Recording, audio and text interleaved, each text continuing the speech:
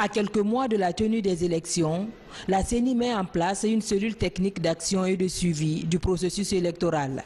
Cette cellule regroupe l'ensemble des acteurs du processus électoral. L'objectif, faire participer tous les partis à l'organisation de ces consultations de proximité. Que nous rencontrons déjà quelques difficultés sur le terrain et il faut un cadre dans lequel nous pouvons échanger pour apporter des solutions à ces difficultés et aux préoccupations des différents acteurs.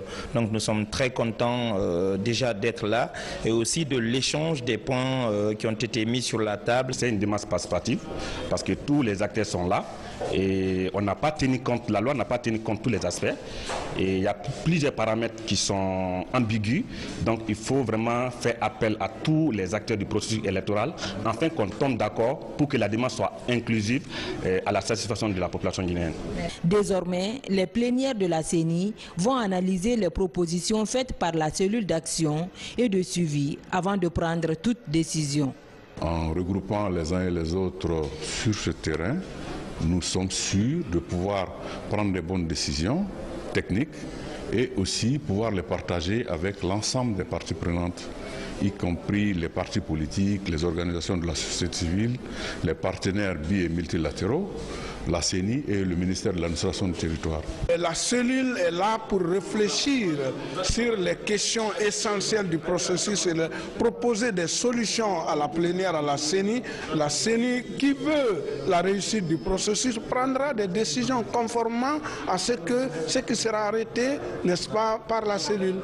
Lors de cette première réunion de la cellule, des questions comme l'identification des candidats, le vote par procuration et le plafonnement des dépenses ont été débattus.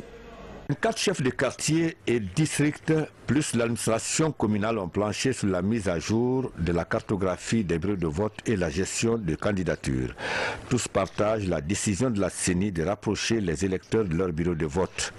Désormais, pas plus de 600 électeurs par bureau de vote, encore moins plus de 2 km pour rallier son bureau de vote. J'étais convié à une rencontre, c'est par rapport à la mise à jour des bureaux de vote, c'est-à-dire la cartographie et aussi le lancement de la gestion de candidature.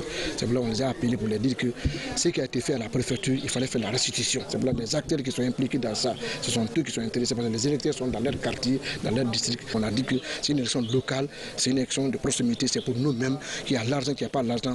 Toutefois, les électeurs de Sinakan, dans le quartier Mosquée, parcourent 5 km pour rallier leur bureau de vote. Le seul problème qu'on a ici un peu faire, c'est que c'est Sinikria qui est à 5 km et ces gens se déplacent pour ici. Et le secteur 3 aussi se déplace généralement vers Sinikria aussi.